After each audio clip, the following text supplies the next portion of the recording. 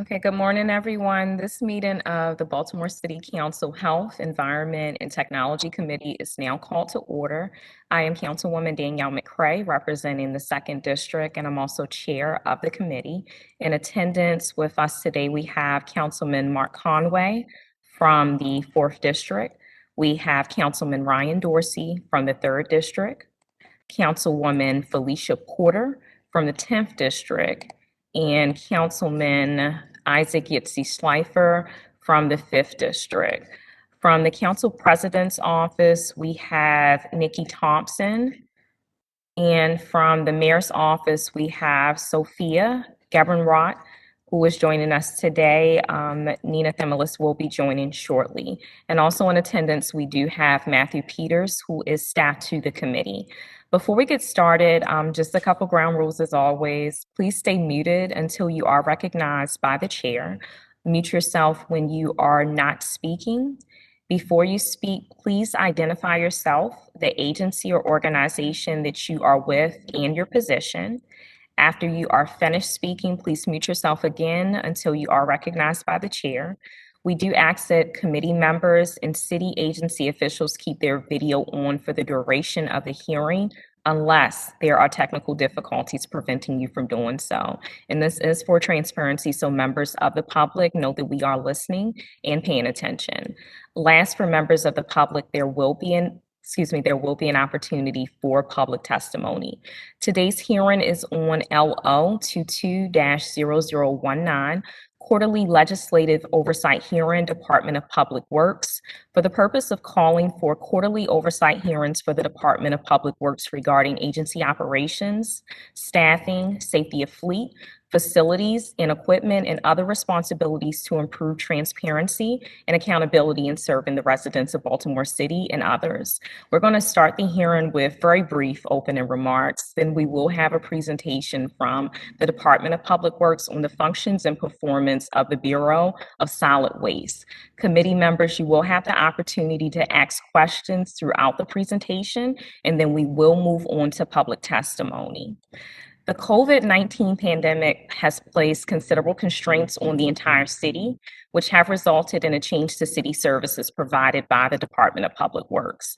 In efforts to support the department in attaining optimal performance and fulfilling its duties, it is imperative that this committee continues to gain insight into the state of public works. This hearing is a necessary measure put forth for this committee to assess and address the present state of agency operations, staffing, safety of fleet, facilities, equipment, and other related items under the department's purview.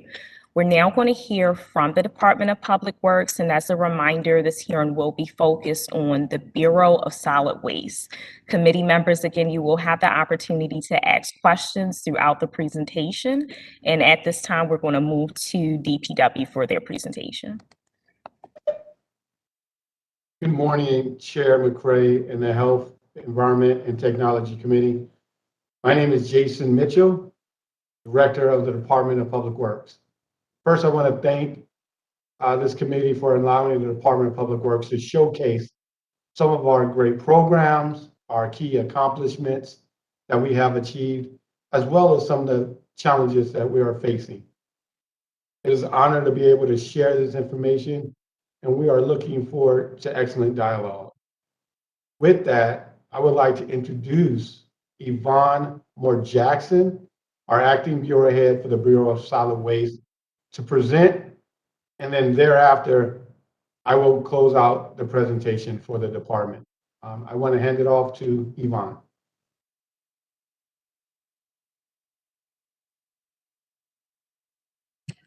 Good morning, everyone. Yvonne Moore-Jackson, Acting Bureau Head of Department of Public Works Solid Waste Division, Solid Waste Bureau. For this presentation, we're going to talk about, I'm going to give an overview of the Bureau of Solid Waste, then talk about the budget, operations, fleet and facilities, community engagement, and end with waste diversion.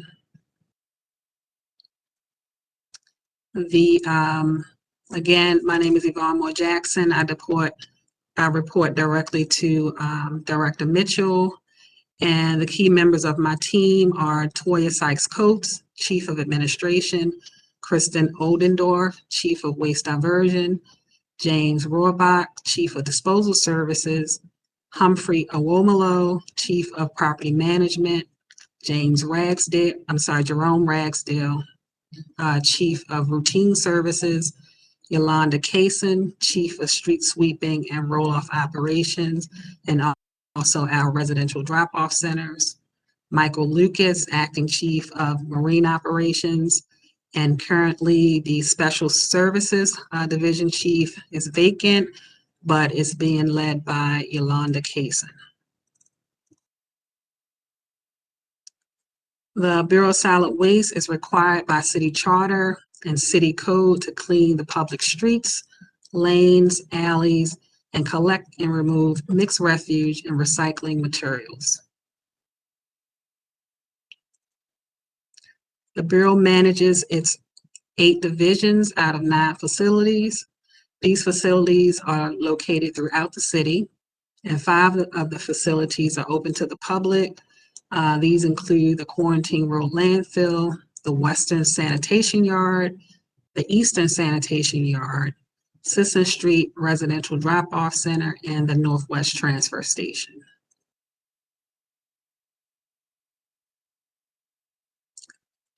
This chart here shows a snapshot of what the Bureau has accomplished in FY21. We've collected 158,547 tons of residential trash, 15,800 tons of residential recycling. We landfilled approximately 267,000 tons of trash.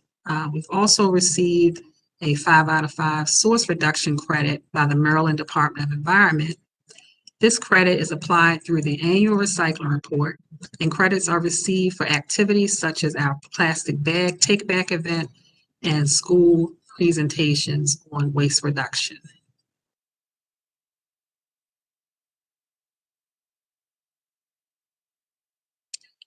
For our accomplishments and Bureau-wide challenges, the Bureau has accomplished several things this last fiscal year. We were able to create 30 full-time positions for our seasonal maintenance aides. They are currently working in the Routine Services Division. We digitalized the trash routes. We've completed the citywide recycling cart rollout and distribution. We hosted a numerous amount of compost workshops and food scrap drop-off pilot. And we're also moving forward with some of our CIP projects. The most challenging things that we have in the division is Bureau-wide vacancies, employees on A-time and light duty, and needing more resources to maintain proactive and reactive services.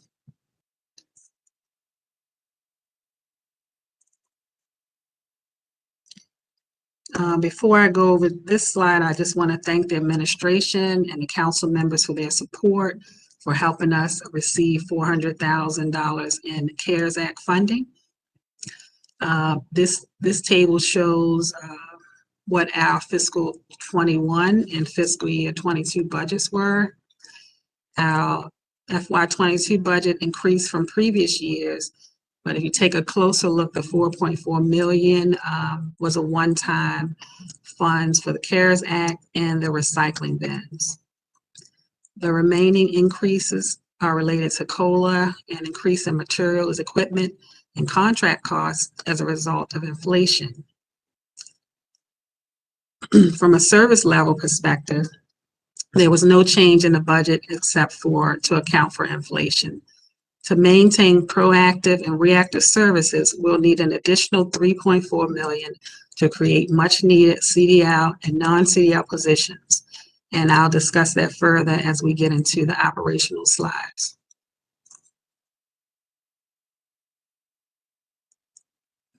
Uh, This is our staffing overview. We tend to look at only the CDL and non-CDL positions, but we also have some vacancies for supervisors and other administrative staff that are important to running our operation. The first table shows that there are 80 vacancies in the Bureau, and the second table is just a breakdown of where these vacancies are.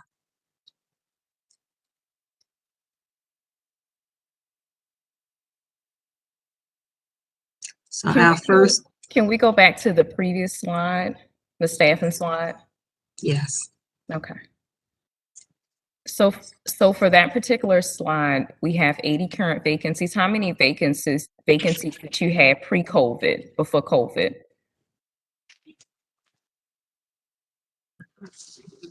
Not sure. I wasn't prepared with that request, but I can get that information for you. Okay. And if someone else is available, if we can get it during the hearing, Oh, yes. try to get it during the hearing. Thank you. Yes, I can do that.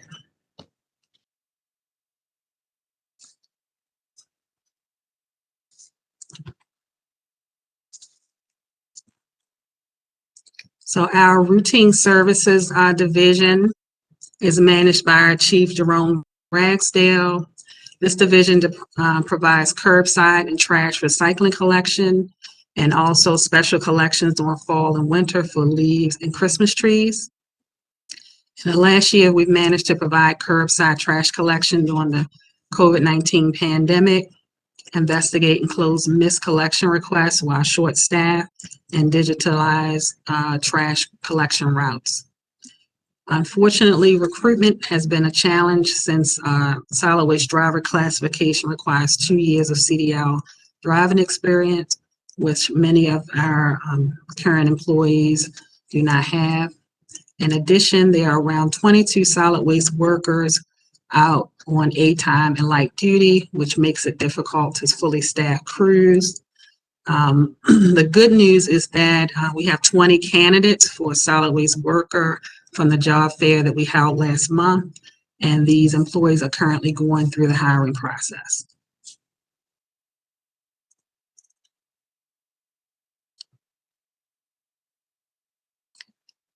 During the weekly collection schedule, there are a total of 67 recycling and trash routes to be completed each day, which means crews are needed which means 67 crews are needed at a minimum to complete these routes. A crew consists of one driver and 2 solid waste workers. This does not consider a 20% bench that would allow employees to take leave for sick time, vacation, or personal leave. When we consider the 20% bench, we actually need 81 crews to assist with the operations, or 81 CDL drivers and 161 non-CDL drivers. Non-CDL positions. At the moment, the division is budgeted for 76 CDL drivers and 190 non-CDL positions, which means there are 5 additional CDL positions needed to meet the 20% bench, and no additional positions are needed for non-CDL positions. This 20% bench is the standard used in solid waste, but routine services is more unique than the other divisions because of how labor-intensive the work is. Even though the division has enough non-CDL positions budgeted, you'll see that we're actually understaffed by 16 because of vacancies and employees on extended leave. And the same holds for being short-staffed with 14 drivers in the routine services division.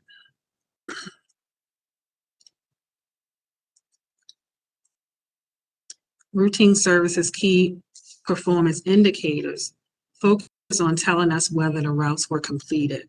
We do this by tracking crew availability, tonnage collected, time to complete the route, percentage of service requests closed on time, service request closing responses, route information, and injuries, accidents, and incidents. This chart is an overview of the service requests closed over the last 4 years from July 1st to February 28th To give you a perspective of where we are compared to previous years, the green represents mixed refuse collection, and the blue represents mixed recycling collection.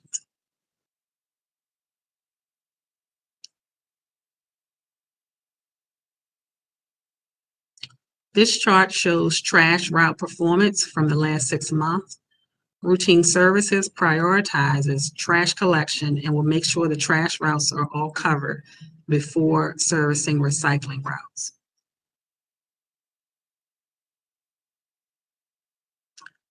This chart shows the recycling route performance for the last 6 months.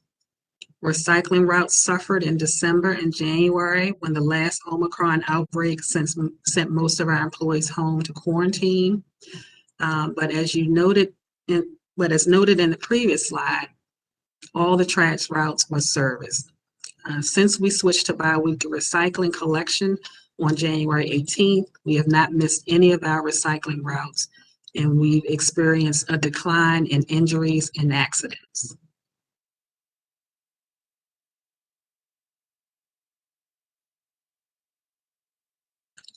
The Special Services Division has a vacant chief position, but Yolanda Cason has been managing the division while we're actively recruiting.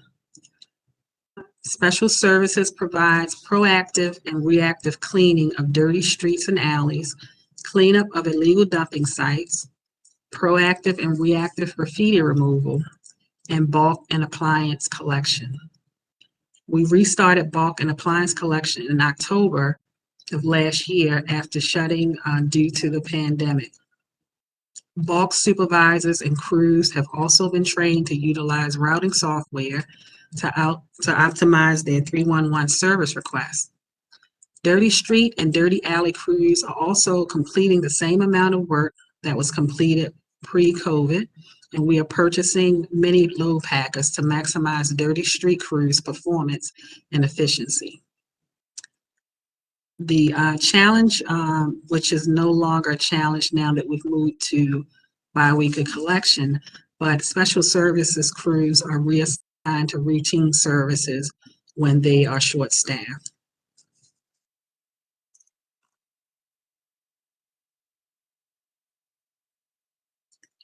Special Services provides many services, but at a minimum, it requires 20 CDL drivers and 72 non-CDL positions to maintain alley and street cleaning, bulk and appliance collection, and graffiti removal. These crews consist of 1 driver and 2 laborers. If we include the 20% bench, then Special Services requires 24 CDL drivers and 87 non-CDL positions. Special Services is adequately budgeted to meet the 20% benchmark requirement for both CDL and non-CDL positions. But there's still 9 vacancies and 8 employees on extended leave.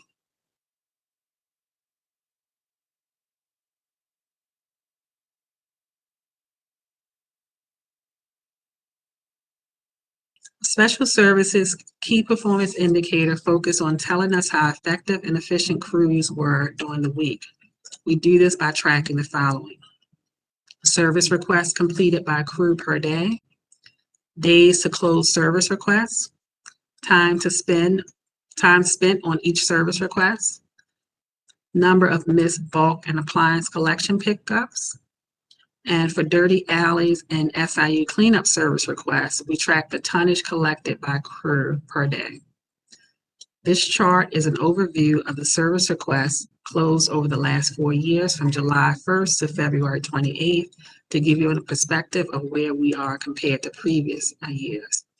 SIU service requests come from inspections of illegal dumping by the Housing Department's Special Investigations Unit.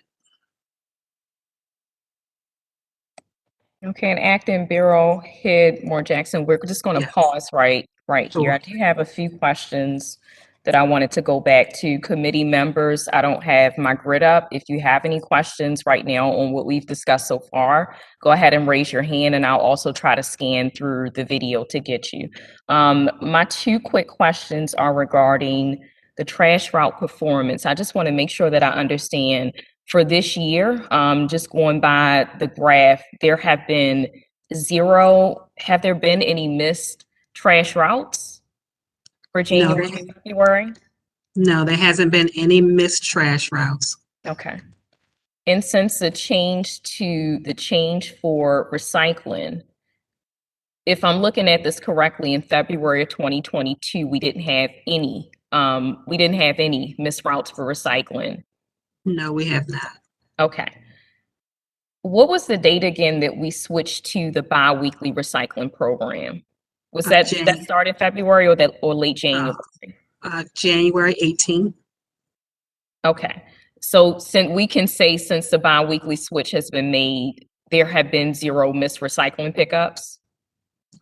Recycling routes. Recycling routes. All of recycling routes have been completed. Okay. I do have a question from Councilman Schleifer.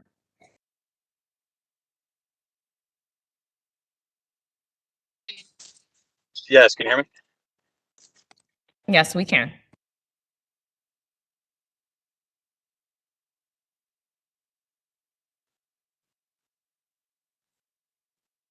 Okay, and Councilman Schleifer, you went out. I can't see you because the presentation is still up on the screen, but I'm sorry if this question, but did you guys have, do we know much collected in the months that we've gone to bi-weekly instead of?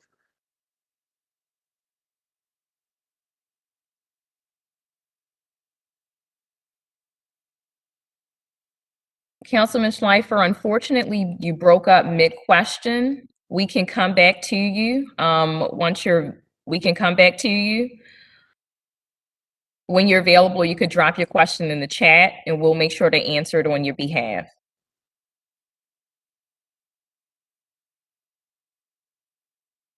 And at this time, were there any other committee members with questions while we're paused? Madam Chair, Councilman Conway, I've got a question. Okay, I see you. You can go ahead. I just wanted to touch quickly on the vacancies that you guys are dealing with right now. How is that impacting performance? And then also you mentioned one of the other challenges you guys are struggling with was employees on A time and light duty. Can you give me a little more insight on what is A time, how it works? Are people on A time for a long time? Just as much insight as you can on those issues. So yes, the A time is when an employee gets injured at work and they're unable to perform their duties and they're unable to work in a light duty capacity. So they're put on accident leave. They're out until they recover from the injury, or they're able to perform some form of the duty in a light duty capacity. So light duty is similar, but the employees are allowed to work, but they can't perform the full duties of their position. So they are allowed to work in a light duty capacity.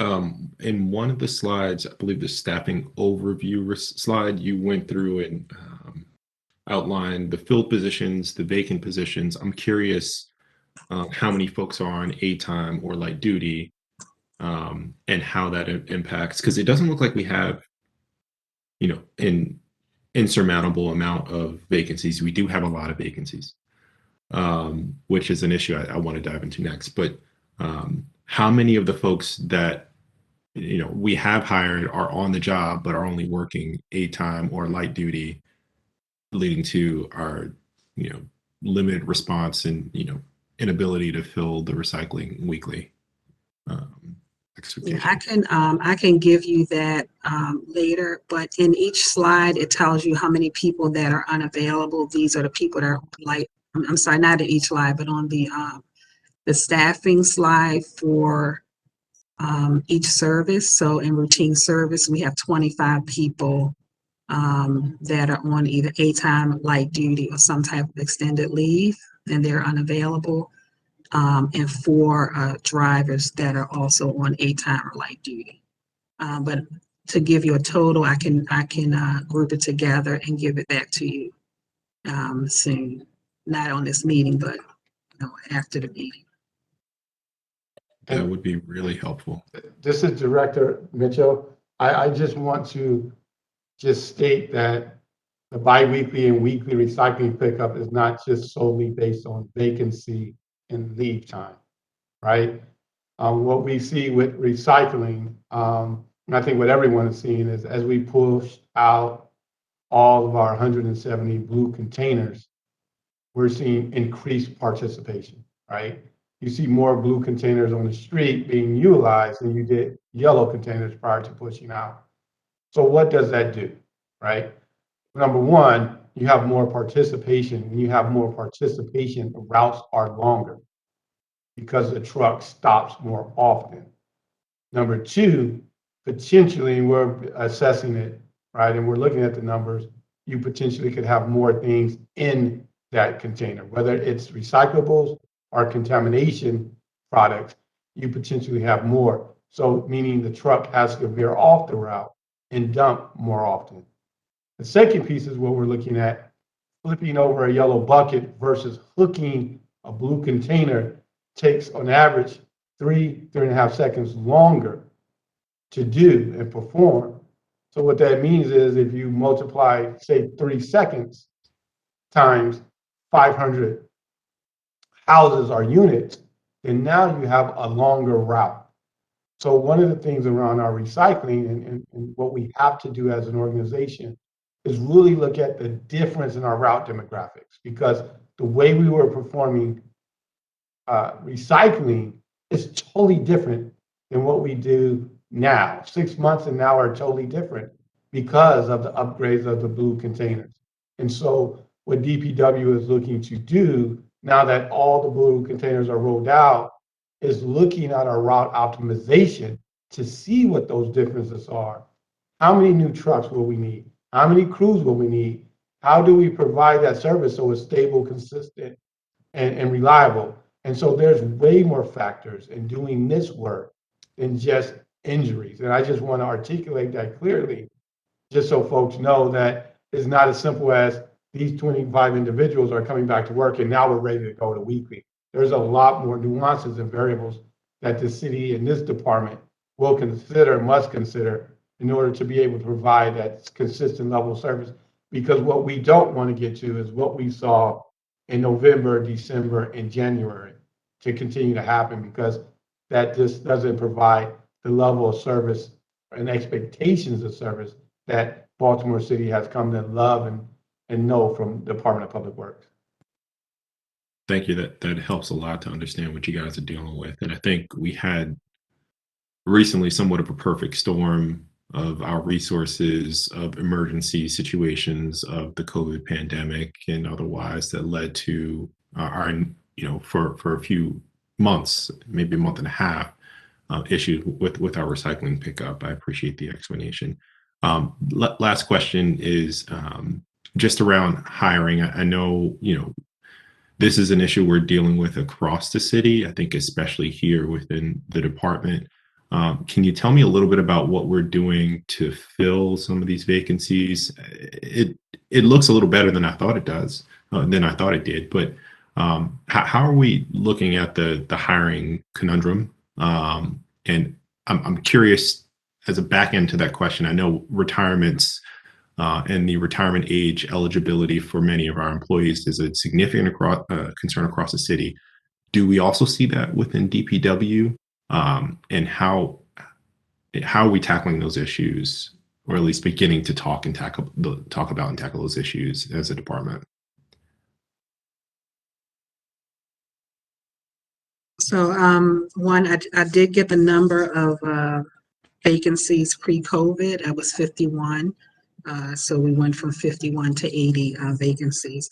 To answer your question, our HR department is recruiting for these positions constantly. We just had a job fair last month where we were able to get 20 solid waste worker candidates and 5 CDL drivers.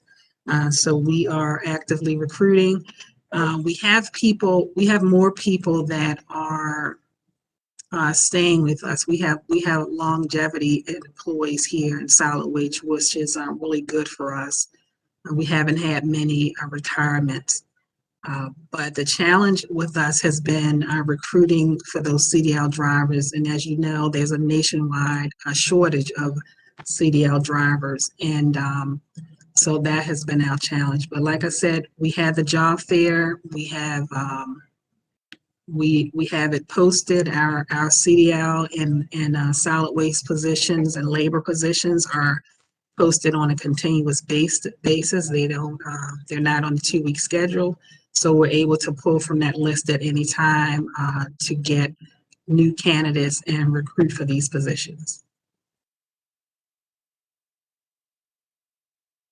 Thank you. I appreciate it. I'll just say this, hiring is an issue I think we're struggling with across the city. I think is that much more important because for you're the only agency that everyone across the city deals with at least, weekly. And, once we get back to regular recycling, biweekly. So whatever we can do to make sure that we always have a hand on hiring and filling these positions and making sure that our staff is healthy and happy is going to be really, really important. So, anything we can do, I'm always open to hear it and think about how we can help tackle it as a council as well. Thank you, Madam Chair.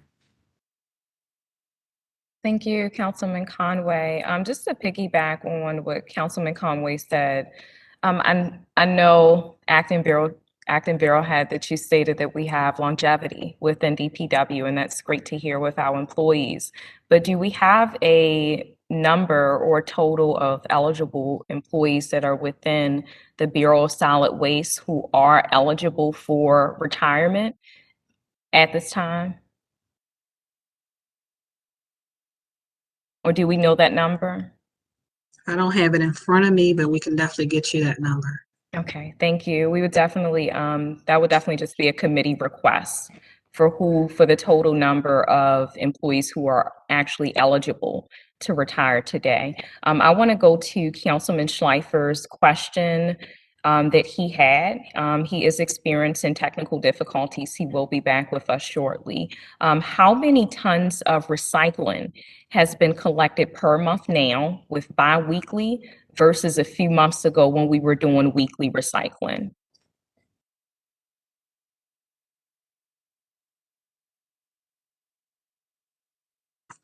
I can get you that number. So it's been 1 month, like a month and a half since we went to bi-weekly recycling. But I can get you that number before the end of this hearing on how much recycling we've collected in January and how much we've collected in February since we went to bi-weekly recycling. Okay, great. I also want to acknowledge Councilman Christopher Burnett has also joined us. And at this time, Acting Bureau Head, we can get back into, I believe we left off with special services. I think that was the end of the slide. I think we were going into property management. Chair McCray, can I just make one comment before we start, if you don't mind? Of course, Director. Thank you. I just thank you, Councilman Burnett, for joining. I think the council member and looking at how we're recruiting for some of our positions, Councilmember Burnett is hosting a job fair on March 26th, and that's at the West Side Skills Center. Again, this is another event that DPW will be showing out to really showcase these positions so that, we can continue to let folks know, not just in the Bureau of Solid Waste offerings, but what's offered in our administrative positions and our water and wastewater, as we're really looking at, building our own Baltimore to really come and take advantage of some of these great opportunities. So just want to acknowledge that and the continuing effort that we're doing to really, fill these vacancies.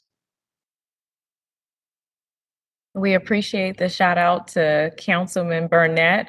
What date again was that? Was that March What date again is the job hearing, the job career fair?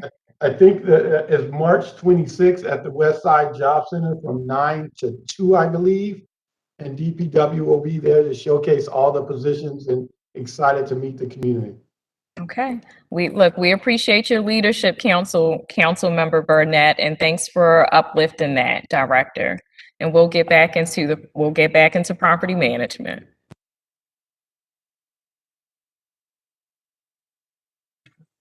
Okay, thank you, everyone.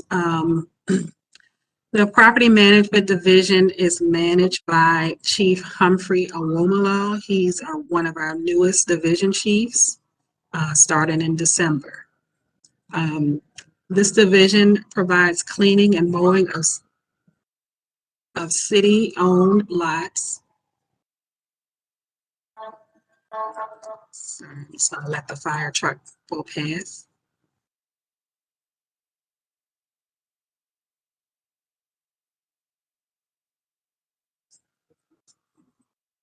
Okay, this division provides cleaning and mowing of city-owned and privately owned vacant lots and properties, cleaning of illegal dumping and fire debris, boarding of vacant properties, and proactive and reactive rat abatement. In FY21, we completed a total of 37,779 cleaning and high grass and weeds work orders and completed around 90,000 proactive rat abatement inspections. The largest challenge for property management is during the high grass and weed growing season. Housing inspectors create work orders in excess of what property management daily capacity can handle. About 4,500 cleaning and high grass and weed work orders are created each month during the growing season, which is beyond what our 8 cleaning crews are capable of completing.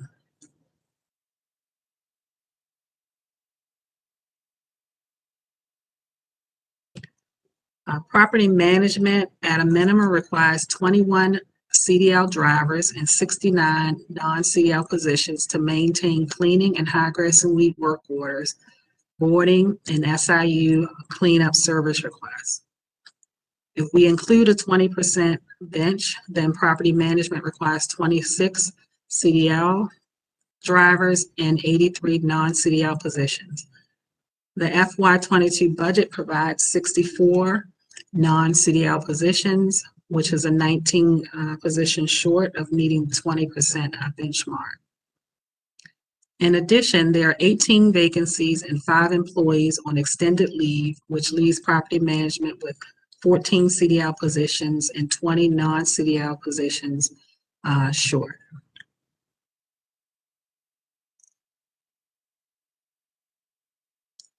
Property management key performance indicators focus on telling us how effective and efficient crews were during the week.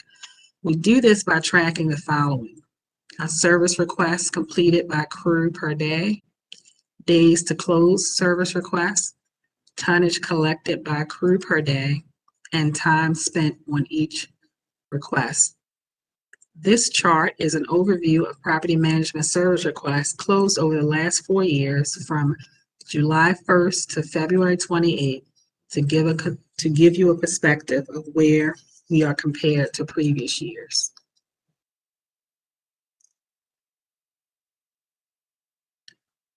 Street sweeping. The street sweeping division is managed by Chief Yolanda Kaysen. The division is responsible for street sweeping citywide and gateways, and is also responsible for the community pitch-in program and volunteer cleanups and managing the residential drop-off centers. During COVID-19, the street sweeping division continued to sweep the downtown gateways and was able to effectively manage increase in traffic and volume of materials collected at the residential drop-off centers. Some challenges include staffing difficulties, especially when street sweeper operators were reassigned to routine services during the pandemic, to help with trash and recycling collection. But now that we switched to a biweekly recycling collection, the street sweepers are able to sweep, and we're trying to meet our requirements for our MS4 report. MS4 permit. Currently, we are on a modified street sweeping schedule. Street sweeping is occurring on major gateways and on all posted routes. A quadrant sweeping is still suspended while we are actively recruiting drivers. There are a total of 29 routes to be swept. So the minimum required is 29 sweeper operators. With a 20% bench, we need 34 sweeper operators. We are adequately budgeted for street sweeping, but there are 28 positions filled, 6 vacancies, and 3 employees are out on extended leave. This leaves us with 25 sweeper operators, which is enough to maintain the posted routes and the gateway sweeping.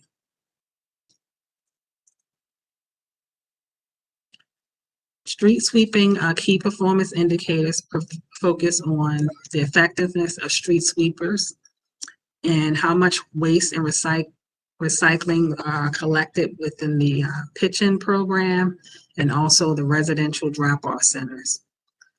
These KPIs are tonnage collected, miles swept, number of containers provided for pitch-in programs, and overtime worked at the citizen residential drop-off centers. Okay, and Acting Bureau Head, we're going to pause here. First, I want to recognize James Torrance, who is a member of the committee, who joined, I want to say maybe about 10 minutes ago, but I do want to make sure that we know that he's present. I also want to clarify the request from Councilman Schleifer. Just to clarify, he doesn't want from January to now, he is requesting monthly numbers since June. So I just want to make sure that we have that clarification as a request. I want to get back to also street sweeping. One thing that's very important, that is very important to me and other council members have stated it as well, is making sure that our city services are returned in full. There have been streets that have not been swept in over 2 years now. So what I need to know at this time is, what is DPW's plan? What is the plan to make sure that all of our streets are going to be serviced in the near future? We've been on a modified schedule for way too long at this time, and I understand that a lot of it has to do with staff and capacity. But what is the actual plan to get us back to full service across the city? Chair McCray, this is Jason Mitchell, Director of Public Works. First, thank you for that question. That's an excellent question, and a question that I've been asked, at many community meetings and via email. And so, we've been working over the last 3 or 4 months to be able to solidify this services and all other services. So I'm going to give a long answer and then get right into it, if you don't mind.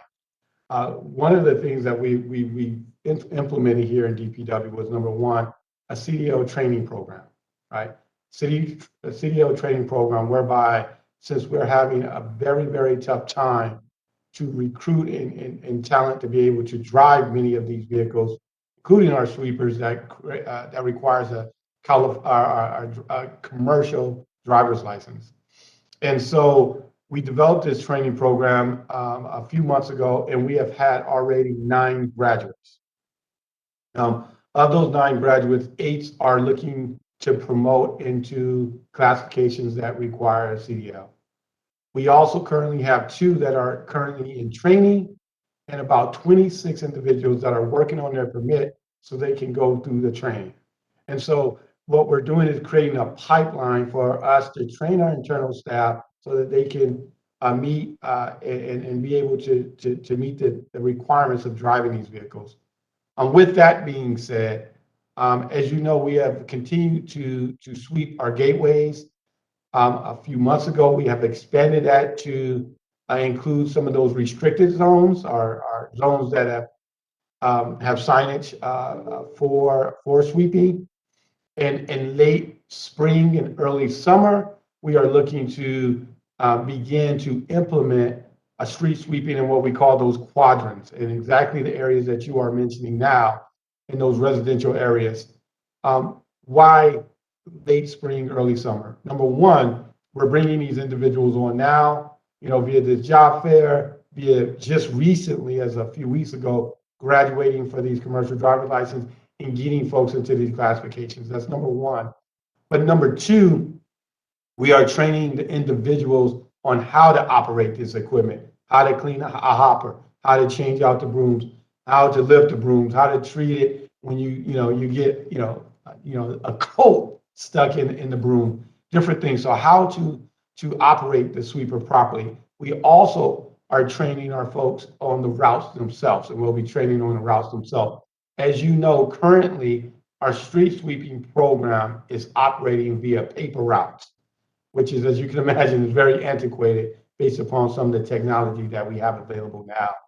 This is another service that we are going out to RFP, RFQ, so that when we get it going, that we will begin to optimize the routes. Because even when it was going, there was a lot of concern with us being able to meet all the route expectations, people moving their cars and not being swept, and we want to get that done right. So as we look to, start that program in the spring, early summer, we also are looking to coincide with that program our route optimizations. Route optimization for garbage, recycling, street sweeper, corning cans are going to be essential for us to be able to provide very good streamlined services so that every resource is used as efficiently and effectively as possible. And so even when we do go into late spring, early summer with our quadrant sweeping program, it still will be a lot of testing and piloting as we look to optimize these routes. So once that optimization is done, those routes will be very clear. We have very, transparency on where we're at with routes so that the customer can have a better experience, right? And so that's what we're looking to do. Those are the timelines in which we're doing it. And we're excited, right, about those graduates. We're excited about bringing on these new hires because those CL positions are so critical for city, programs such as this. So I want to thank the team for being at those hiring fairs, but also Yvonne Moore Jackson and Ms. Barbara Rogers that runs our training program to be able to put that CEO class together. So now that we can see the results that we're looking at now. So I just want to thank the team, but also thank you for asking that question. Director, thank you. I'm going to say I'm excited too. I want to let you know, as you already know, my residents are frustrated. So let me just go here. You said late spring, early summer. Is that the timeline? Yes, yes. Okay. Yes. Okay. The one thing I just want to just go over is Baltimore residents, they are very focused as they should be on the things that they can see. I think street sweeping is an easy win that we need to make sure that we restore. That's one of the top services that needs to be restored as soon as possible. Thank you guys for all the effort that you have put in just in recruitment and in the career fairs. And I just want to see it continue. It looks like we have a question from Councilman Torrance. Councilman Torrance, the floor is yours.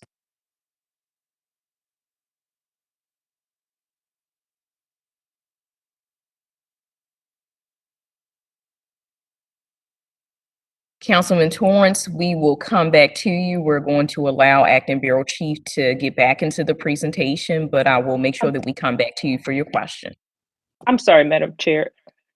I did have a question. Okay, Councilwoman Porter. Sorry about that. It's okay. I did have a question related to leveraging like philanthropic organizations and other contractors. Can you speak to some of the ways that you all have leveraged additional contractors for street sweeping. The only reason why I bring that up is in South Baltimore, we are leveraging philanthropic funds from the casino, as you all are aware, to street sweep in catchment areas in and surrounding the casino for the South Baltimore Gateway Partnership.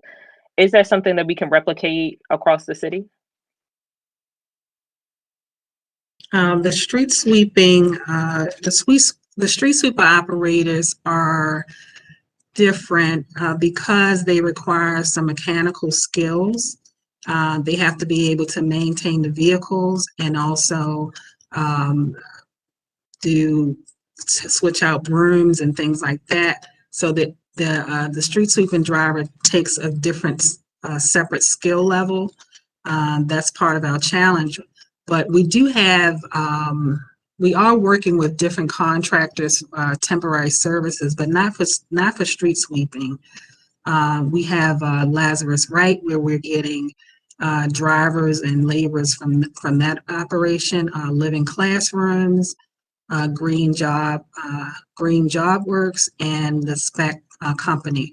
So we have these temporary employment services where we're getting additional employees, and also we're working with MOED. We have some higher up employees that are working within solid waste.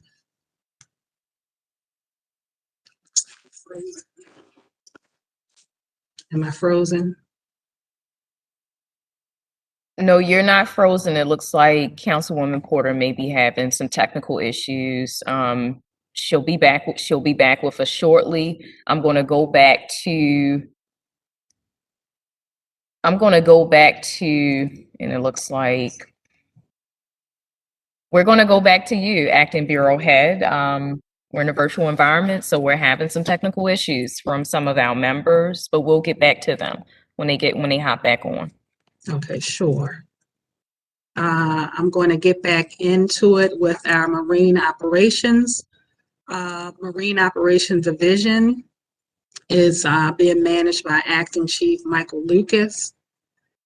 This division is responsible for waterway cleaning, public and park corner can collection, trash and recycling services for special events, recycling dumpster collection for schools and city agencies, trash and recycling collection for the Midtown neighborhoods and small businesses, trash and recycling dumpster collection for condos, and the municipal trash can and recycling cart maintenance.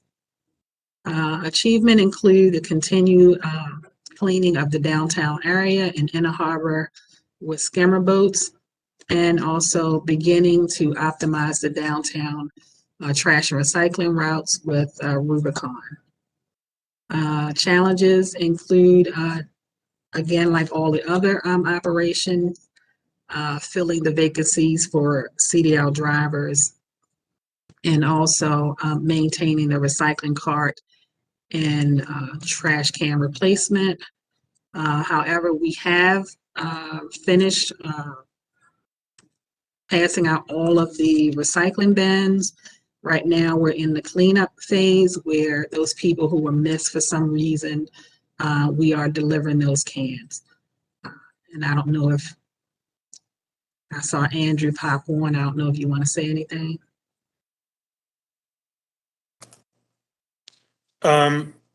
Sure. So not sure specifically where without question outstanding, but I think we've got about 170,000 carts. We finished like 2 or 3 weeks ago. 170,000 carts outstanding have been delivered to residents. And I know Councilwoman McCray, there was a question in the air. We found about 525 addresses that weren't linked to the original distribution, and that's caused some issues with residents who rightly frustrated that they did not receive a recycling cart.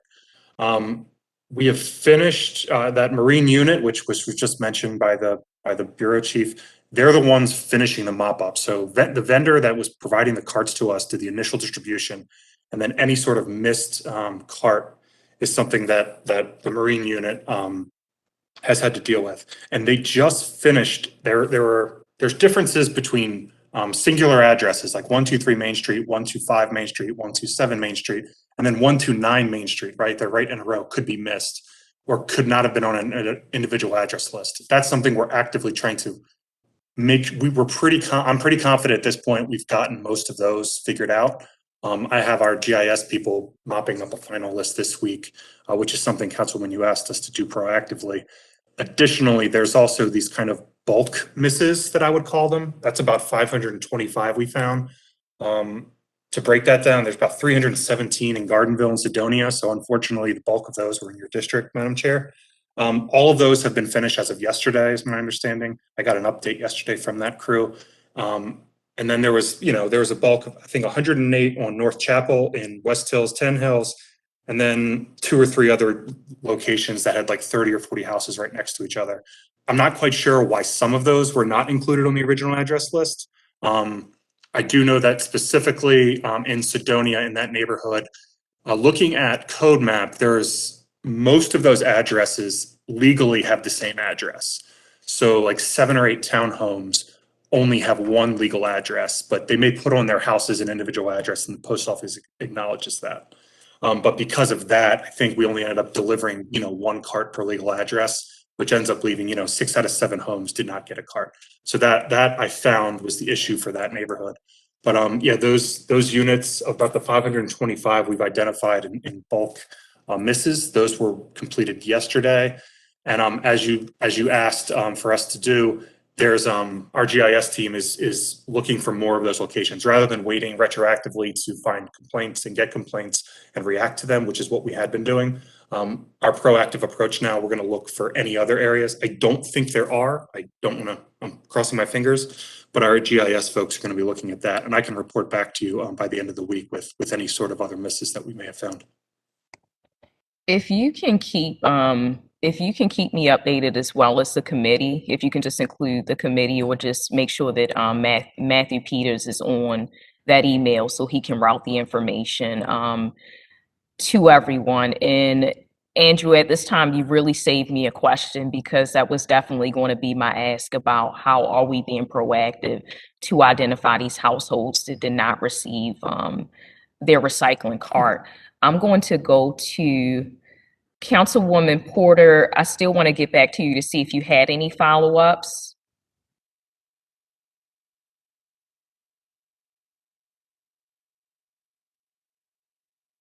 And Councilwoman Porter, we'll get back to you later in the presentation. I'm sorry, I just saw your message within the chat. We're going to go to Councilman Torrance. Thank you, Madam Chair. And for the public, please forgive my WebEx this morning. I keep getting knocked on and off for the last hour. But my question is going to go back to one of special services in terms of property management.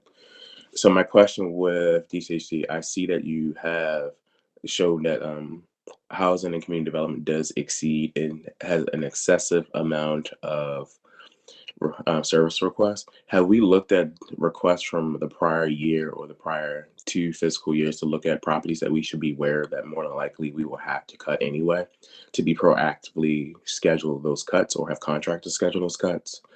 In addition to that, how are we looking in terms of being proactive with that agency in terms of determining what properties will identify for this cutting season as well, so that we know what the workload looks like?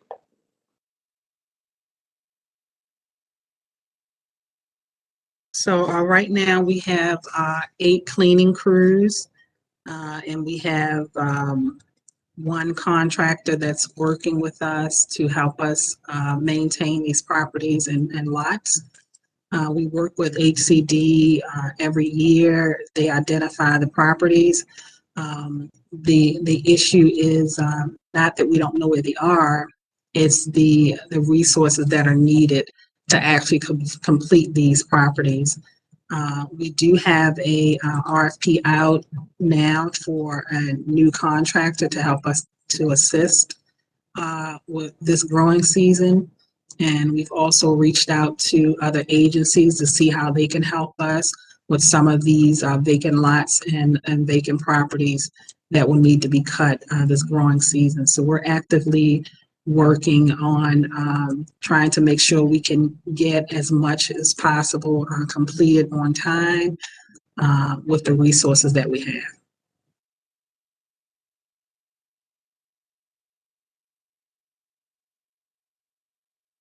Thank you for that, Director Jackson. My next question is going to be, I'm sorry.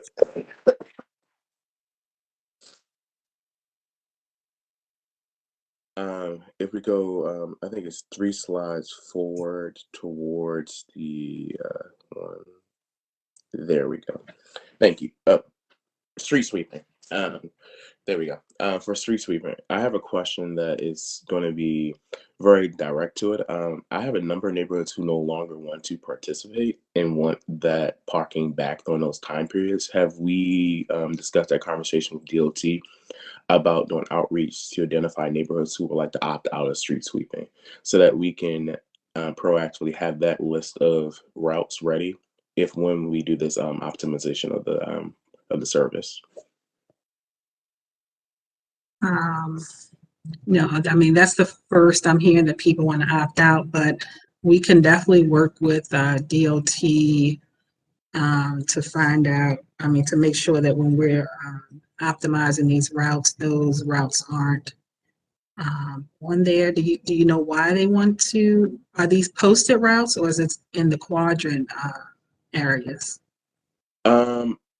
I'll give you an example. Fairmount Park, small neighborhood, has to move their cars, but has not seen a street sweeping service in 2 years. So they're being ticketed for the service not being rendered. So they rather opt out because they already didn't need the service as much as other neighborhoods would need. So there's a number of neighborhoods that would like to opt out because they don't really need the services right now. So I'm wondering, how do we proactively identify those to help us in terms of determining the next workload in terms of optimization? Okay, we can definitely work with DOT on that in your office on that to come up with a plan of action. Thank you, and I yield back to the chair.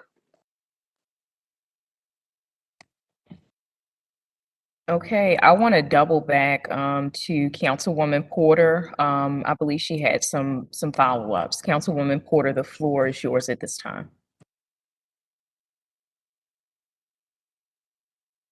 Thank you, Madam Chair. I did have a follow-up question related to I wanted to hear the answer to the street sweeping question. I just wanted to make sure I got knocked off from the WebEx before I could really understand and hear the answer.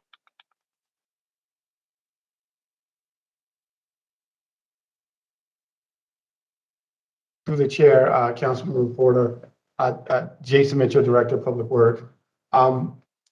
I guess the quick answer, I don't know if we want to go back through the long answer, but I think the quick answer is that the quadrant sweeping will begin to commence late spring, early summer. Where we are hiring individuals. We are getting them ready to operate the sweeper and getting them introduced and learning the routes. And so we're looking at commencing that program back in late spring, early summer. Okay, is there a contingency plan if that plan doesn't come early April? I mean early spring. Well, we're bringing on folks and we're doing promotionals. Mm-hmm. As we mentioned earlier, we have our internal CDL license class where we're promoting some of our laborers to CDL drivers. And we're training them individually. We have had 9 graduate already from that program and are moving into the CDL classification. We have 2 more being trained and about 26 taking their permit so that they can be trained up. So we're actively promoting our workforce, but also training our workforce so that we can fill those vacancies. I do want to continue to state that even when we go to quadrant sweeping and as we begin to optimize these routes, there will be hiccups along the way as we can continue to do that. It's just because many of our routes are done still by paper. And as you know, there was some challenges before COVID How we're going to get over those challenges, just kind of work through it as we pilot our optimization software. And once we finalize, we'll know exactly the route demographics, the length of the route, how much debris we'll be picking up on those routes, and the consistency, so that a new driver can basically learn the machine and then get to work immediately, because the optimization software would just tell a driver, make a left, go straight, left, right, or U-turn. So it'll give them a better understanding and a quicker introduction to providing great route street sweeping services for those particular routes. Sure. So I thank you for that. I think one of the, and I just want to echo what Chair McCray was saying with regard to this process hasn't been really done in the past 2 years as far as like across the entire city. And so is there any way that we can reduce the time related to optimization of these paper routes into the electronic form, so that once we get there, we're not necessarily doing it for the first time and doing quality assurance for the first time? I'll be honest with you, Councilmember Porter, it's going to take some time. Normally, someone, your street sweeping program would have your GIS layer, certain conditions that's easy to optimize it. Unfortunately, in Baltimore City, we don't have that. We're truly utilizing paper. So we're going to have to really work with our routing software to not only get that information and then begin to optimize it. So there's going to be a process similar to our garbage optimization process. And if the challenge is, if you do it too quick, then you can have challenges on the back end. Those routes have to be created, they have to be tested, they have to be piloted, they have to include routes that we no longer want on those routes. So there's a lot of analysis to get it done right. And I don't want speed too much to be the detriment of a good program. And so we're going to try to balance that, not only to push that out as fast as possible, but also ensure that we balance that, we want it done right, so that, Baltimore City residents can have that sustainable, consistent, and reliable service. No, I appreciate that, Director Mitchell. I would just caution, I have a full understanding of GIS mapping and sampling. And one of the things that I'm hoping that can be accomplished is utilizing, if you are currently utilizing and maximizing the trash routes, and how that can be layered on top of the QA process for the street sweeping program. I don't know the ins and outs of your program, but I would estimate that we wouldn't be starting from exactly zero. We will be starting from a place where we already have some sort of maximization of routes already in the city from previous years. It would just be optimizing those routes. So we necessarily wouldn't be starting from zero because we have the paper routes. We will be maximizing those paper routes in electronic form moving forward, correct? Correct. Okay.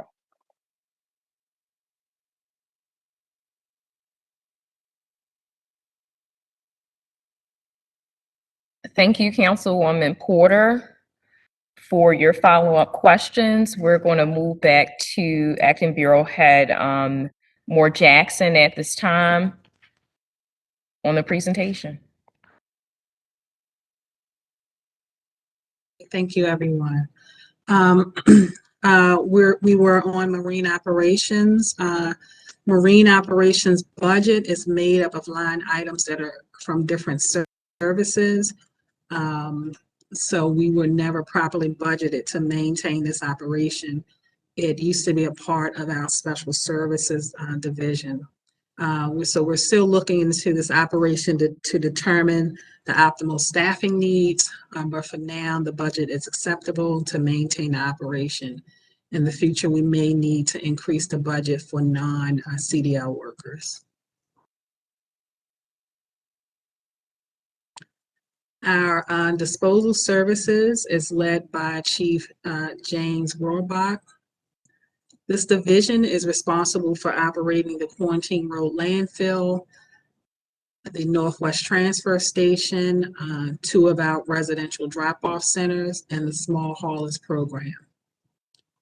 Recent accomplishments include the task submittal to perform a sitting and feasibility analysis to determine whether additional solid waste facilities can be built on inactive and closed landfills, improvements to the landfill gas collection well network, leachate collection system, and the liner system, and preparing the request for proposal to renovate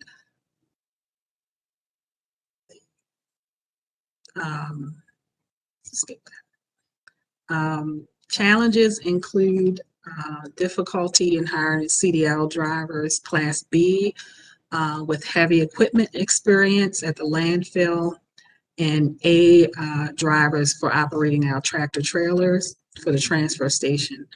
The CDL, when the CDL driver classification was consolidated, it eliminated the heavy equipment operator, and that is the skill level that we need for drivers that work at the landfill.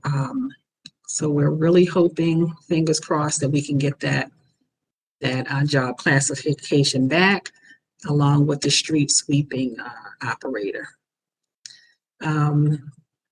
The disposal services, next slide, Kristen. The disposal services at a minimum requires 24 CDL drivers and 24 non-CDL positions to maintain the transfer station, landfill, and residential drop-off centers. If we include the 20% bench, then disposal services requires 29 CDL drivers and 29 non-CDL positions. The FY22 budget provides 64 non-CDL positions and 19, so we're 19 short. In addition, there's one vacancy and one employee on leave, extended leave. For our landfill in Northwest Transfer Station, this is where many of our temporary agency employees are working, along with the higher up in the living classrooms employees. They are working at the landfill and transfer station, and that's how we've been able to maintain some of the services there.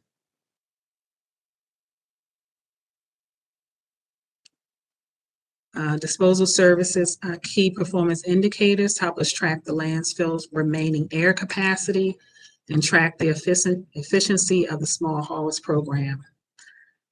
These KPIs include tonnage of the different material types accepted, transferred, and landfill, tipping fees collected, the number of small hauler and residents visiting every day, and the number of small hauler permit holders.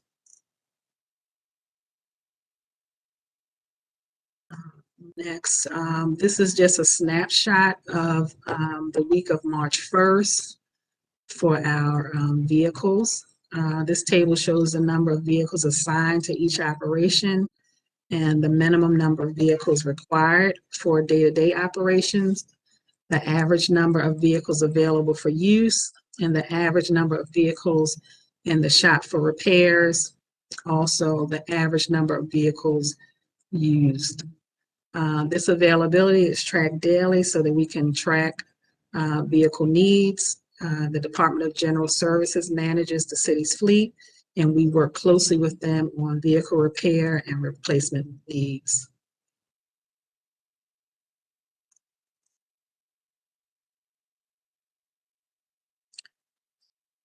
For our facilities, a lot of them need much repair. We submitted a $10.8 million FY23 capital improvement project request to provide urgent and necessary renovations to address OSHA violations. The solid waste yards and offices need improvement and urgent upgrades. The poor condition of the facilities not only negatively impact employees' morale and safety, but also create an uninviting environment for the public, as many of these facilities are visited by residents. The needed renovations include improvements to parking, fencing, landscaping, lighting, office spaces, locker rooms, storage areas, lunch rooms, and food and fuel stations. Upcoming projects will will alleviate the existing conditions of these facilities and provide rehabilitation and upgrading of the required improvements to ensure that the city is able to continue providing essential services to citizens. The total funding request for solid waste facility renovations will be $23.5 million. Acting Bureau Head or another member of DPW, can you go into more, can we go back to that slide about the facilities? Thank you. Can we speak to exactly what facilities are included for that renovation and walk us through the items that would impact not necessarily the public, but would impact our workers that we're looking to renovate? The proposal is for all of the facilities that we own. It will be our Kane Street facility, our Reed Bird and Bowley's Lane facility, our Sisson Street facility, and just want to go there. I don't want to miss any.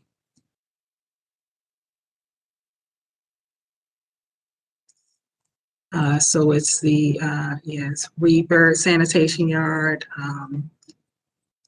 Bowley's, Sisson Street, and Kane Street. Yeah, so those are the facilities. And I'm sorry, what was the second part of your question? Is there an itemized list of what needs to be renovated? Like right now, we're looking at a bathroom at this time, but what items for our workers specifically will need to be renovated within these facilities? So we're asking to do a total renovation of all of these facilities because the conditions of the facilities have been neglected for many years. So the first facility that we will be renovating is our Kane Street facility. That's where these pictures are from. And we have an RFP. We have an RFP that went out last month, and we had our first site walkthrough a few weeks ago, and bids are due April 1st. So we're hoping to get this facility started sometime later this year. And then next, it will be our Reed Bird facility, Bowley's Lane, and the Sisson Street facilities. So all of our facilities need a total rehab. It's not just, I mean, to list out all of the things that are wrong would be an extremely long list. Some of the facilities we've outgrown, we have employees, too many, I don't want to say we have too many employees, but we need more restroom facilities. We need showers. We need lunch rooms for the employees to eat their lunch. We've neglected our employees for a long time, and I believe they deserve better. So we're asking for this money to get these facilities totally renovated so that our employees can be proud of where they work and feel comfortable in the office. So I hope I answered your question. I kind of went off a little bit. It's okay. It's okay. You did answer my question. I did have one additional question. What's the total timeline for a total renovation, or what's the estimated timeline for the total renovation per site? Or do you all have that information? We don't have that right now. The RFP that went out is going to give us an idea of the timeline, the cost, and things like that. So once that process goes through, we'll have that information. But we don't have it right now. Okay, thank you.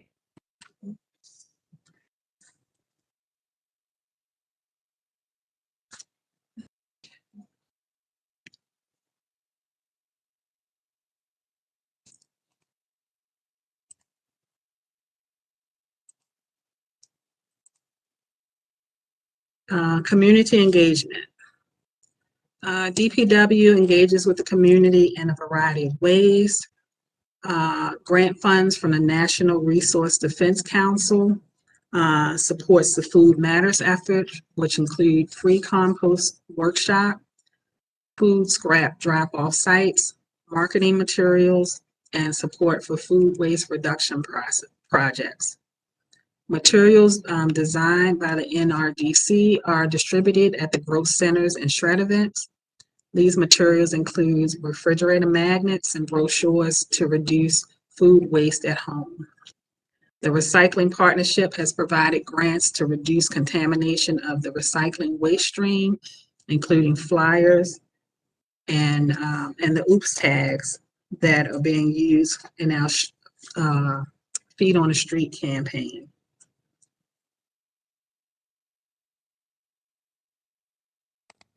Before we continue, I want to pause on community engagement.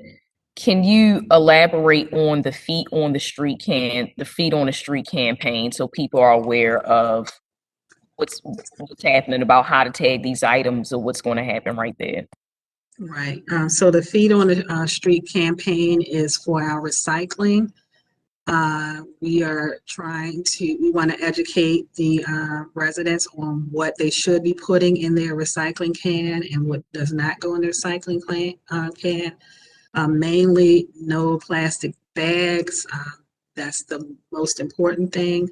But when our crews go out and they're collecting the recycling, if they see something in the recycling that doesn't belong, they will put this tag on there just to notify the resident that they have something in the can that doesn't belong, and also what they should put in there. So right now we will be, this started on Tuesday. So some residents may start seeing these tags just to help us make sure we are recycling right. We're putting the right things in those recycling bins. I want to stay on community engagements. Particularly, I want to know what efforts are you making outside of social media to ensure transparency and consistent communication with customers, especially in regards to delays in trash and recycling routes, collections, missed routes, or overdue service requests. What are we doing outside of social media to consistently communicate with customers? So we use our 311 system. So anytime we're going to have, if there are delayed routes for recycling or trash, we notify 311, we give them the neighborhoods so that if a person calls because we've missed their trash or recycling, the 311 operator will be able to let them know what's going on. Also, we attend community meetings. We have a recycling hotline that customers can call if they have questions about recycling or any of the programs. We do community pop-up centers, the growth centers and shred events. And we also, and I don't know, I'm trying to think what else. I'm just saying this off the top. I know we have the Trash Talk Tuesday, but that's on social media. We put inserts in the water bills to get out the information on the biweekly recycling schedules. We send out postcards, and so I mean we distribute a lot of materials to the public so that they can get engaged. I'm sure I may be missing something, but our communications team assists with helping us to get the word out to the community. Okay, I'm not sure if Miss Winkler is on at this time, or she possibly may need to be elevated, but I did have specific questions regarding community liaisons. How many community liaisons does DPW currently have at this time? Chair McCray, Yolanda Winkler is on. I think she was just elevated. I will let her answer that question. Yolanda, are you?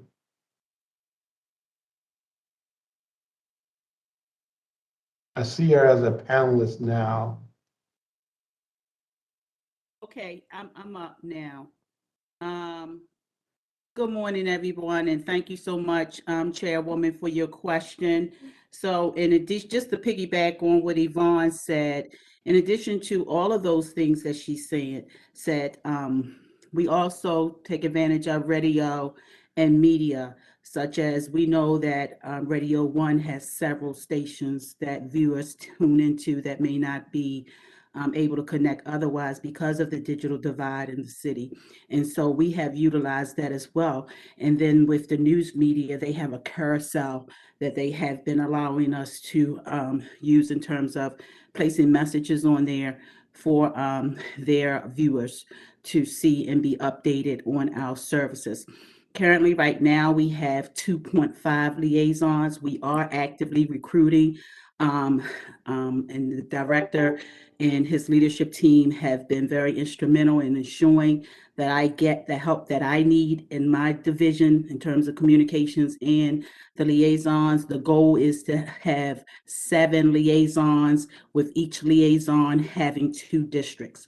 Right now, it is extremely overwhelming for them to cover districts, and I serve as backup, and I'm covering a lot of them. So a lot of times you'll hear that Yolanda Winkler attended a meeting, a community meeting. The director is attending community meetings as well. And so we are managing, but increasing that number of liaisons is going to be extremely helpful in terms of our output in the community. Is there a timeline for fulfilling those vacancies, Chief Well, Winkler? we're currently trying to fill them now, but as you know, we have to follow the HR process, and that takes a while. Just going through that entire process in terms of, first of all, getting the proper approvals, posting the position, having HR vet the persons that apply for those positions, then setting up panels for interviews. Yes. So we're doing the best we can, and we're trying to do it as quickly as we can. Is there an alternate way? I didn't know that we were down to that few liaisons to represent just to cover the entire city. So this is starting to make sense. How are you being proactive, or necessarily what other strategies have you taken with less folks to communicate information? What are the other strategies that you're using to communicate with the community associations? Is there a listserv that you're sending this information to? And I say that because one of my concerns is that some of my presidents are just not getting the information that from DPW directly. So I just want to know, what other strategies are you using to reach them? And so we do have a listserv of all the presidents by district. As a matter of fact, we keep that listserv very current as far as we know in terms of those updates. And I know recently I was in your district at Frank State's community meeting, and some of them, which they're very senior, a lot of those members indicated that they weren't getting correspondence. And what we discovered is some of the correspondence was going to their junk mail versus going to their direct emails. Because Terrence and I were both in that meeting, and we literally had them to just pull their emails out to take a look at it because we had them listed. Each liaison, each district has a profile that we have on file, in addition to a list of those leaders for every community association in that particular district. And so the way that it's set up is really seamless for the liaisons now, because all they have to do is click a button for that particular listserv for that particular district. And they can also target communities. So that part is really, really easy. The part that gets convoluted or complicated is that when there are multiple community meetings going on at the same time. And as you well know, a lot of the community leaders like to have their meetings at 6 o'clock versus 7 o'clock. Rarely will one start at 5 or 5:30. I think we have a few in the southeast area that starts early. But we manage, and we have leads within those communities, if we're not able to attend right now, that we can reach out to and they send their questions. They make inquiries, and we get back to them right away. So even with the few that I have, they're very active, they're very engaged, they're always available. And so we're using all the mechanisms that we have in place at this time. Okay, and Chief Winkler, I definitely thank you for being here, and I think you hit it on the nose when you said that, hey, there's a digital divide, and what I want to just make sure is that we're communicating to as many people as possible, knowing that everyone is not on the internet or everyone's not going to get on YouTube to check to look at this hearing. I just want to make sure that they had the information. So thanks for providing that. I do want to acknowledge Councilman Bullock has joined, and my apologies, Councilman Bullock. I know that you joined a while ago, but I did want to acknowledge that you were present at this time. And Acting Bureau Head Moore Jackson, whenever you're ready, we can finish the presentation.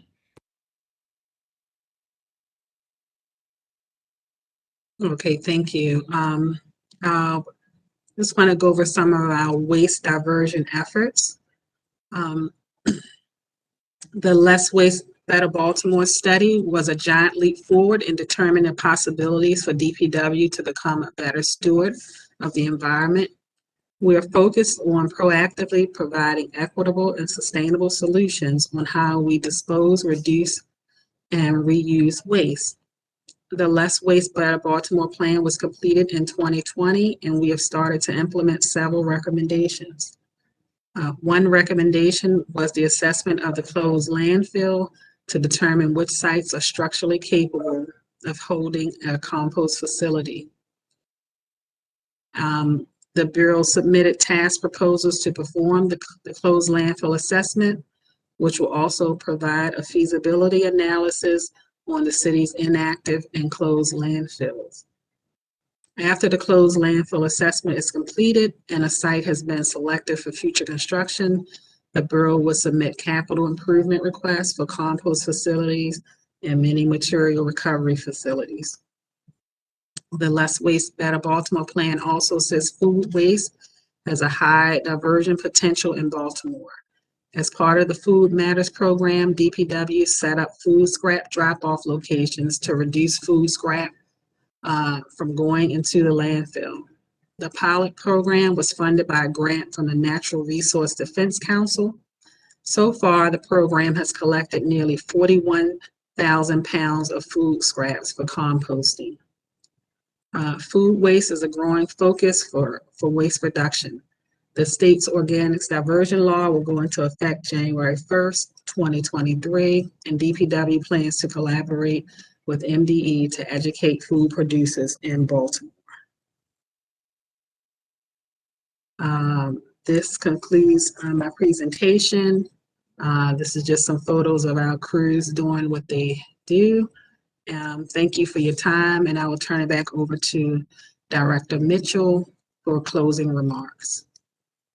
No, thank you, Yvonne, for the excellent presentation.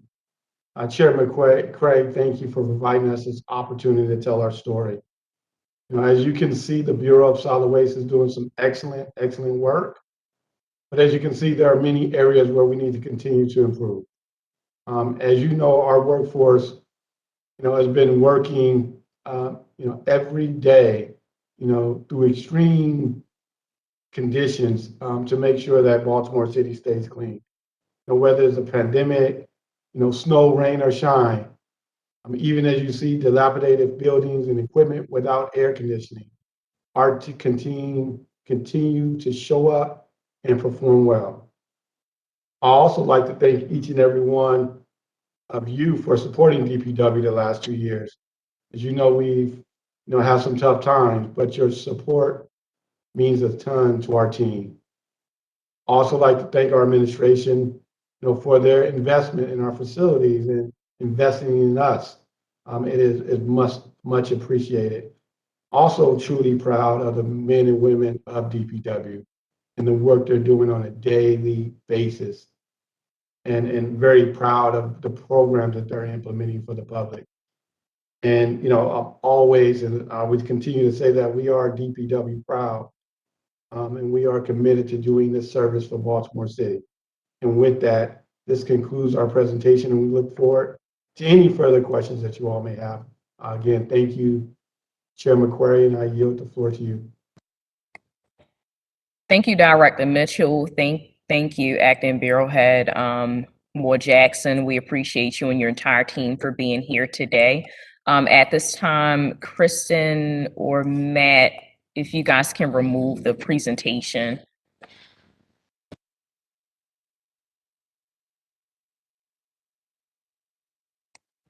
Okay, perfect. So council members, if you have any additional questions, I'm going to run through the list and acknowledge you at this time. I believe that Councilman Dorsey had a question. Councilman Dorsey, you have the floor at this time. Thank you, Madam Chair. Forgive me being off camera. I am traveling to Annapolis to testify in the Senate. Thank you. I mean, I'll just first say solid waste is a real boss operation there. Yvonne and everybody there is just the absolute best. I wanted to ask about the organic waste diversion. I'm not exactly familiar with the details of what the state law that is going into effect in, what did I hear, January of 2023, what that's going to require of us, or what it's aiming at. Can somebody talk about that a little bit? I'll ask Kristen or either Marsha if they could elaborate a little bit on that. Thank you, Councilman Dorsey. I'll begin, and Kristen can certainly add to what I'm discussing. That state law, excuse me, that state law that was passed last session looks at entities that produce certain amount of tonnage of food scraps in their operations. This could be, large cafeteria operations at hospitals. This could be, grocery stores. And it sets certain parameters for them to divert that food scrap out of the waste stream. In the case of the first deadline of 2023, this is for entities that would produce on average 2,000 tons a week of food scraps. And there is a hierarchy of how we would like to see that food managed, at the very top being diverting usable food to organizations that can help get it into the hands of people who are either living in food deserts or are needing additional help for their families. That would be priority one. And it goes down in descending order. There's sometimes you can convert it into animal feed and other purposes. And eventually you get to composting as being the ultimate way in which to manage scraps that aren't donatable or aren't useful. And at this point, I'm going to hand it off to Kristen, who knows a lot more about waste diversion opportunities. Thank you. I'm Kristen Oldendorf, Chief of the Office of Waste Diversion for the Bureau of Solid Waste, Department of Public Works. So Marsha covered it well. This is House Bill 264. And basically, it requires entities that produce at least 2 tons of organic waste to arrange for disposal alternatives for that organic waste. So as Marsha mentioned, that can include waste reduction, donation, animal feed, composting, or anaerobic digestion. And that needs to happen by January of 2023. And then it actually scales up so to include more producers. So starting in January 2024, the threshold expands so that it includes entities that produce 1 ton or more per week of organic material. So the Maryland Department of the Environment is planning outreach around this implementation. I understand that they're hiring additional employees to help kind of advertise the program and also set up a process for waivers if a business cannot meet the requirements. It does only apply if there are entities within 30 miles that can accept the material. So if the effort is made and there is not an entity that can accept all the material from the producer, there can be a waiver given. So again, this is a state law. I think the Maryland Department of the Environment website has a lot more details on it. But we, along with other agencies, including BDC, Health Department, Office of Sustainability, and others, have been discussing this law and methods to get the outreach out within the city. Thank you. Thank you for that. I have a couple questions for clarification.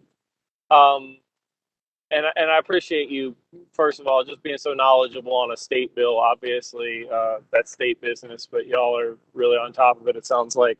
I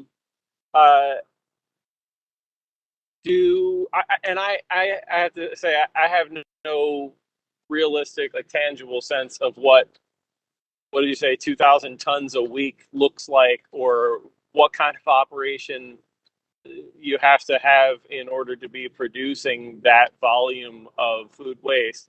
But also, do those metrics, do those measurements span, like, are they inclusive of, say, like multiple grocery stores owned by the same corporate entity, or is that on like a per location basis? Is there anything like that in the law?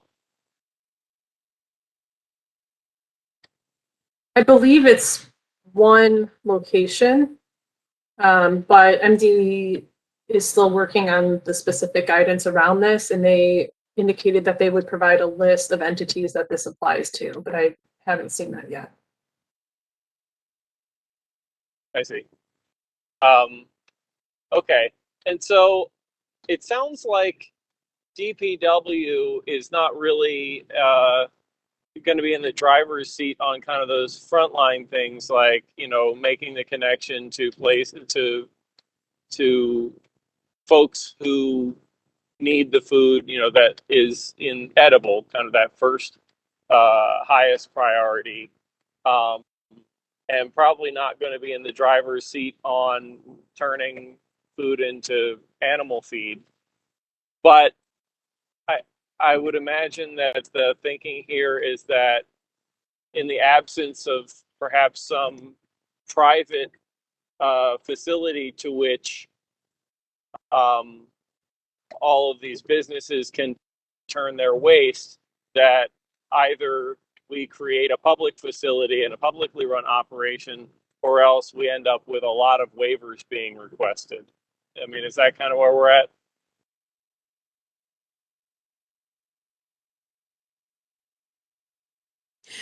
Councilman, one of the things that, this is Marcia.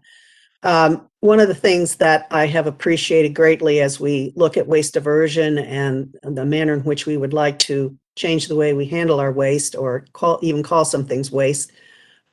We've had a great collaboration with the Office of Sustainability and BDC that Kristen previously mentioned. I think there is a process, for example, for food donation. There is a process that is followed to make sure that the food is donatable, and how you manage it. And there are opportunities to align willing donators to organizations that accept it. So there are processes in place, so that if we have people interested in doing so, those resources are there and those connections can be made. I just use that as one example. And I think collaboration is always going to be our best method in tackling anything, whether we're in the driver's seat or not. We like working with people who have connections in other areas that we typically wouldn't run across. BDC has been a fantastic partner in a number of efforts, including, the plastic bag ban and outreach, and some of the things that we're considering that could loop in businesses to be active participants in our efforts to divert waste. So there are things large and small that we can do, and collaboration has been one of our best opportunities. And we work very closely with the Office of Sustainability, and Kristen and her team do a fantastic job. Obviously, the larger facilities such as composting and other opportunities are a longer process to go through and require capital funding and a means to operate. And, we will have to be looking at those opportunities and alternative arrangements, whether we can do public-private partnerships in the city. It's a lot of effort to make sure we are successful. And I think the early investment in looking at and assessing our closed landfills is also very important, so that we know what we may be able to do on those properties. When I've sat in on conversations with other advocates with waste diversion, one of the biggest things they talk about is the availability of land to actually do some of these functions and provide some of these facilities. So I think on that end alone, we have the opportunity not only for ourselves to potential locations, but also for, if a private entity wished to step in and we could make it work, a land donation might be one approach that would help expedite those efforts. Thank you. Madam Chair, I have a couple of other questions. Shall I go on for another couple minutes here? The floor is yours. I don't see any other hands up right now, Councilman Dorsey. Thank you, Madam Chair. Kristen, I reached out to you a while ago about the idea of a very limited scale pickup for household compost, potentially in areas that are not as accessibly served by the drop-off sites at Foley's Lane and Sisson Street and such. Specifically, I asked if we had a community designated site where nearby residents could drop off, what's the possibility that as an alternative to door to door curbside collection, that we could designate one spot for one pickup once a week, that DPW could transport back to Sisson Street or Bowley's Lane or wherever else. And the answer was kind of, well, we need drivers, or we would need personnel to be able to do that. And it seems like a pretty small task, like one or two people for one day a week, or even part of one day a week. I'm just wondering what it would take to be able to do something like that. It doesn't seem like too tall a task.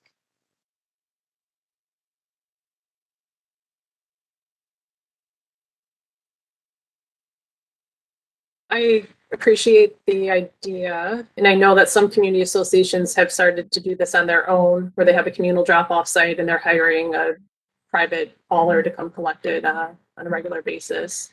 For the pilot, I think it just needs to be a bigger discussion. How do you choose which neighborhoods? How do you make sure that drop-off site, if it's not staffed, doesn't get contaminated? The benefit of our current locations is that they are at existing yards, so they're closed at night. They're not open to the public to just be dropping whatever in there. Our staff is able to keep an eye on it and make sure that it's used appropriately. So reducing that contamination at a kind of just open site might be a challenge. I hate to say it, but it does come down to the resources and the staffing. The current drop-off sites, those 5 locations, are funded by grants currently. And we are working to get that into our operating budget. But right now it's grant funded. So expanding that program further, we would need to identify the funding to do that. If we utilize existing drivers, I would need to defer, to the bureau head and the director. As we just discussed, we're short-staffed in many areas. Our focus right now is really continuing trash and recycling collection on a regular basis, trying to staff up for street sweeping, and keeping current operations going with dirty street and alley cleaning and property management. So we are stretched pretty thin. So I wouldn't be able to commit to having drivers take on this as well. Okay, so I appreciate all that.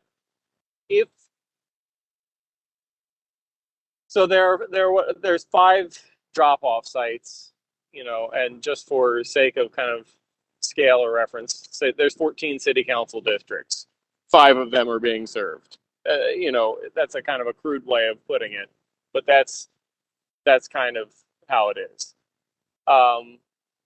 If we had, one designated site in each council district, we're talking about creating 9 sites. That can probably be managed at a pretty, minimal staffing scale for the kind of the collection part of it. I guess I'm wondering if we could identify even a short term, even a short term run of staffing to do that and during which time we would be able to see if we have a problem with contamination of open community sites, or but is that something that if I and my colleagues could identify a means to staff that for some short run, is that something that the department would be willing to implement on for some duration? Well, my next question would be, where are they taking that material? Because we're currently paying a hauler to collect from these 5 locations and transport it to a compost facility to be processed. So if our crews were picking up this material, I think I can safely say we don't have the resources to transport it to a facility that can accept it. Sorry. Hey, Christian, this is Jason Mitchell, Director of Public Works. I just want to say, I think this is where we have to be very careful as a city. DPW is continuously being asked to do just a little more, just a little more, just a little more with the same resources, same dilapidated facilities, same equipment without operators. Very troubling vacancy rates. We just can't do it. As simple as that, unless we fully bake out what are the resources, what is site conditions, how do we administer it, how do we transition, who does the analysis. Just being able to do this on this call, we will not be able to do that unless we do a full assessment on it. DPW cannot continue to do more with less. And I think that's period. And I think that's so Director Mitchell, I'm going to step in because I hear you. I hear Councilman Dorsey. You're saying, hey, we need some resources to pull some of this stuff off. What I know is that this is in your Less Waste, Better Baltimore plan. So we're here to figure out how can we get this stuff done. As Councilman Conway is placing through additional bills saying that we need to meet certain levels to impact the climate change that's happening in Baltimore City, we know that food waste is a large part of that. Everyone on this call knows that food waste is a large part of that. Councilman Dorsey is literally saying the same thing that's within this presentation that you guys provided to us. DPW plans to formalize the program and potentially expand locations. So he's saying, hey, it's here. You guys literally just said this in your presentation. We want some locations in areas that may not be served, that are not close to our drop-off centers. No, and I definitely understand. And if I could clarify also, just add one little point to that, is I'm hearing 2 different things. I'm hearing we don't have the resources for the collection part, but I'm also now hearing the idea that we wouldn't have the capacity to transport it. And that second part, transport it from, so here's what I envision, right? Is let's put a drop-off site in Westfield. That was the real world example that came to me. We have a little community garden spot where the folks that are engaged in that community garden say, hey, what if we use this for a drop-off site? Could we get DPW to collect it? And the response is, and what I'm hearing also from Kristen is, hey, it would be totally fine if the community wanted to pick that up and transport it to Sisson Street or Bowley's Lane on their own. No question we would have the capacity to transport it from Bowley's Lane to wherever we are transporting it to for processing. It's at that point, all I'm asking is, rather than putting it on the community to have to pay a private person to get it to Bowley's Lane, can we just get DPW to pick that up? And the question is, if me and my colleagues can identify the resources to make that happen, at which point DPW doesn't have a resource problem on just the transporting of it. If we can identify those resources, is that something that DPW is willing to try out on some trial basis to evaluate the issue of contamination potential in an open facility site like that? And thank you for that, and thank you for that clarity, Councilmember Dorsey. As someone that has implemented a very robust contamination program, a 3-stream waste diversion program, the best composting facility in the country.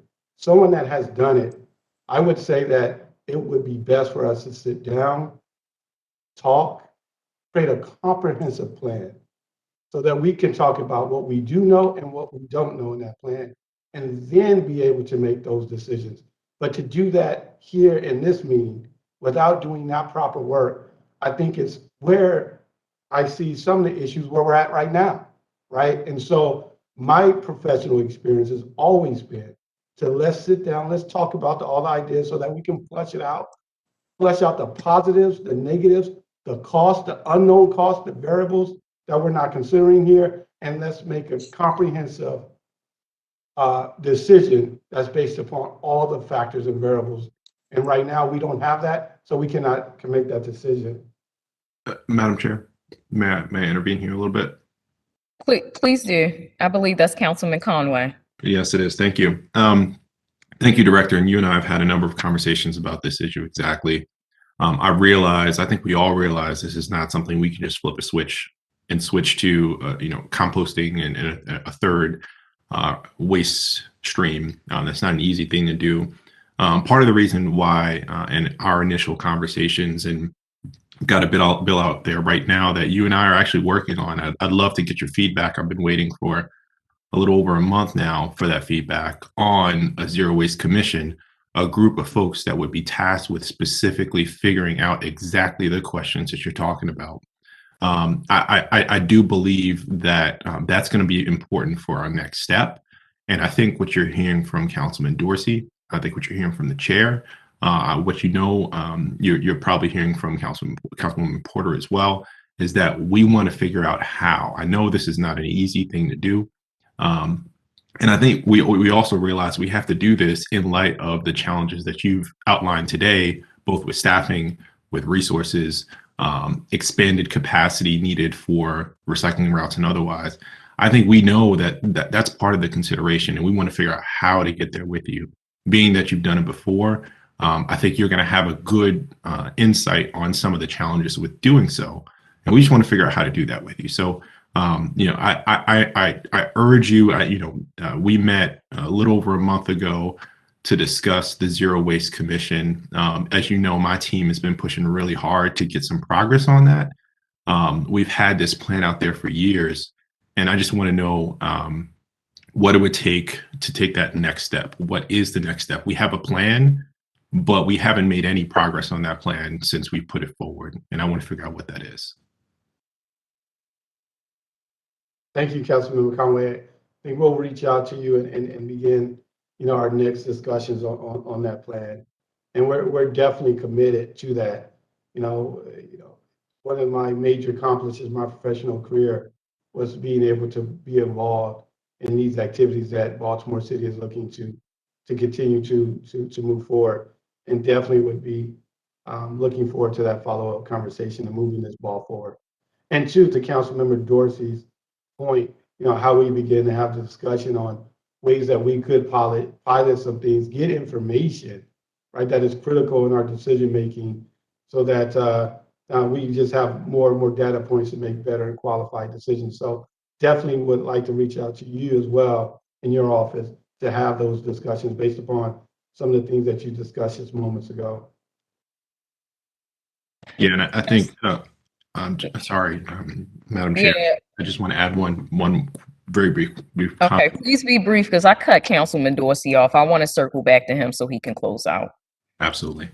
Just saying, we don't expect you guys to do more with less. We want to change the system. And this whole thing should look different. You stepped into a pretty chaotic situation. We realize that. And we're trying to help you be the best director you can be so we can be the best city we can be. So looking to be a party here. Thank you, Madam Chair. Thank you, Councilman Dorsey. I'm circling back to you. I appreciate that, Madam Chair. I really do. Thank you. Yeah, just to close this out, I don't want DPW to do more with less. I want DPW to do more with more. And so I want to figure out how, what realistically, and to be myopic about this, perhaps, I want to figure out how to do exactly what I just proposed, because I think that there's value in it, and I think that it's not that huge an increase of effort to take on. I think that it's completely manageable, because we have an exceptional Department of Public Works, an exceptional Solid Waste Bureau, and exceptional leadership in waste diversion. And so I guess if any of the committee members here, although not a quorum of the committee perhaps, if any of the committee members here would like to have that specific conversation with me and DPW staff, I do intend and want to follow up with DPW on this, and I would like to have as many of you, my colleagues, in the room as we can manage, to have us all participating in that conversation specifically. Thank you, Madam Chair. I'm going to try to figure out how to lower my hand here on the phone app. It is okay, Councilman Dorsey. Before we head to public testimony, or check in to see if anyone's on from the public who wants to testify today, were there any other committee members who had any questions at this time? Please raise your hand. You can turn on your video and signal as well.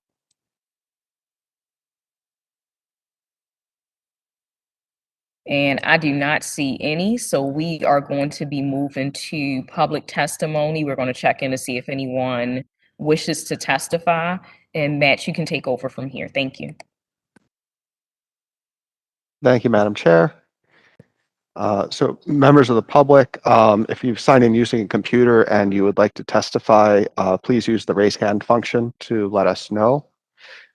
If you have problems with the raise hand function, you can also send a chat to me, and I will make sure you get a chance to testify. And I believe we have one caller who does not have that option, and so I will unmute the caller and give everyone else a chance to raise their hand. Caller, when I unmute you, you'll hear 2 beeps, and if you have testimony, please go ahead, starting with your name. And if you do not wish to testify, you can just say you have no testimony. Caller, you are unmuted.